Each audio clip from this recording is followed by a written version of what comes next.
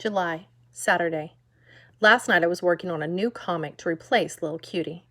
I figured there would be a lot of competition for the open slot, so I wanted to come up with something that really stood out. I made up this comic called Hey People. That's sort of like a half cartoon, half advice column. I figure I can use it to make the world a better place, or at least a better place for me. Let's see. I guess, when ordering from a fast food restaurant, try to decide what you want before you get to the front of the line. My toenail was so ingrown it took the doctor an hour to dig it out. When in public, kindly refrain from discussing details of your recent surgery. I figured since Dad reads the comic, I might as well write a few that were specifically targeted at him. After you're done with your shower, please rinse your hair off the soap. I would have written a bunch of comics last night, but Sweetie was driving me crazy and I couldn't concentrate.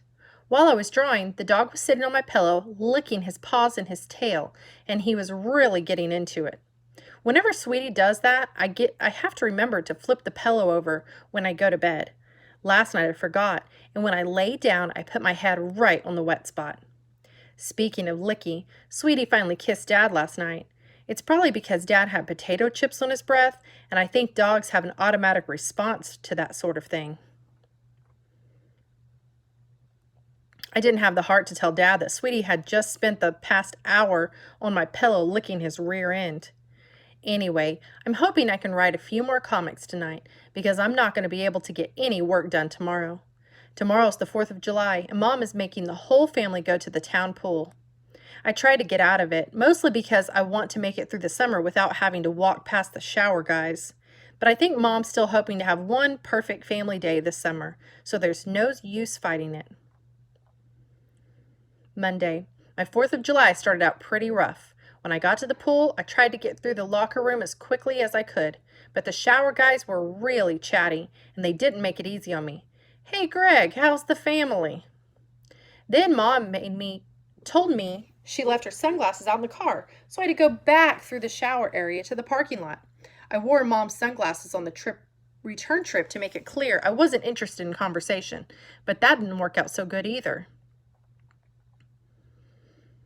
Hey, Greg, where'd you get those cool shades? Seriously, I wish those guys would just take a shower at home before they came to the pool, because once you see somebody like that, you can never look at them the same way again. Mind if I borrow this chair for a sec? After I got past the locker room, things didn't get a whole lot better. The scene was just about how I remembered it, except more crowded. I guess everyone had the same idea to spend the 4th at the pool. The only time the pool cleared out was when the lifeguard called a 15-minute rest break and all the kids had to get out of the water. I think the idea behind rest breaks is to give adults a little time to enjoy the pool, but I don't know how they're supposed to relax with 300 kids waiting for the break to be over.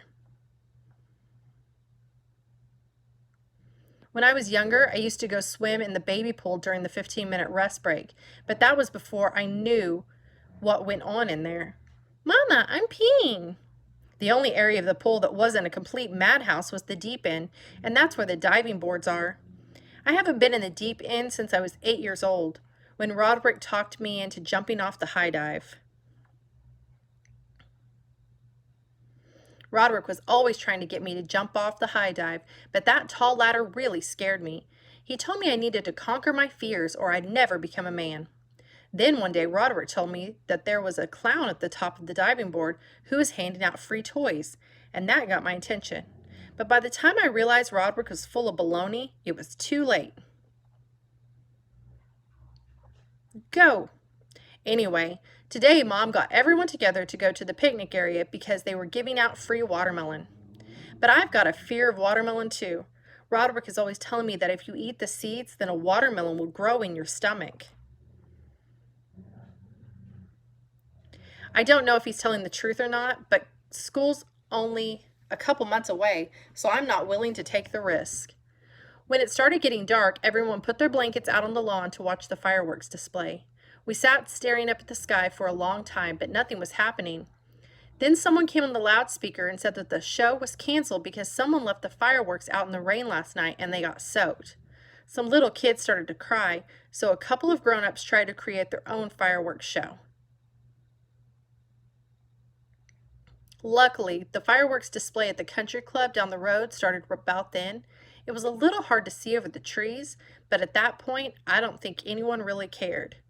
Ooh, ah. Tuesday. This morning I was sitting at the kitchen table flipping through the comics and I came across something that almost made me spit out my cereal. It was a 2-page back to school ad right where any kid could see it. Back to school blowout sale. I can't believe it's actually legal to run a back to school ad 2 months before school starts. Anyone who would do that kind of thing must really not like kids. I'm sure back to school ads are going to start popping up all over the place now, and the next thing you know, Mom is going to be telling me it's time to go clothes shopping. And with Mom, that's an all-day affair. These saddle shoes are on sale. So I asked Mom if Dad could take me clothes shopping instead, and she said yes. I think she saw it on some kind of father-son bonding opportunity. But I told Dad he could just go without me and pick out whatever he wanted. Well, that was a dumb move because Dad did all of his shopping at the pharmacy. Before I saw that ad, my day was bad enough already. It rained again this morning, so Sweetie tried to get under the covers with me after Dad took him out. I guess I must have been a little off my game because the dog found a gap between the blanket and the bed and managed to get through. And let me tell you, there's nothing more terrifying than being trapped under your covers wearing nothing but underwear with a wet dog crawling all over you. I was stewing about the dog and that back to school ad when my whole day turned around. Mom had printed out some pictures from the 4th and she left them lying on the kitchen table. In one of the pictures, you could see a lifeguard in the background. It was a little hard to tell, but I'm pretty sure the lifeguard was Heather Hills. It was so crowded at the pool yesterday that I didn't even notice the lifeguards. And if that really was Heather Hills, I can't believe I missed her. Heather Hills is the sister of Holly Hills, who's one of the cutest girls in my class. But Heather's in high school, which is a whole different league than middle school. This Heather Hills thing is changing my whole perspective on the town pool. In fact, I'm starting to rethink my whole summer. The dog has ruined all the fun of being at home, and I realize that if I don't do something quick, I won't have anything good to say about my vacation. So starting tomorrow, I'm going to have a whole new attitude, and hopefully by the time I get back to school, I'll have a high school girlfriend too.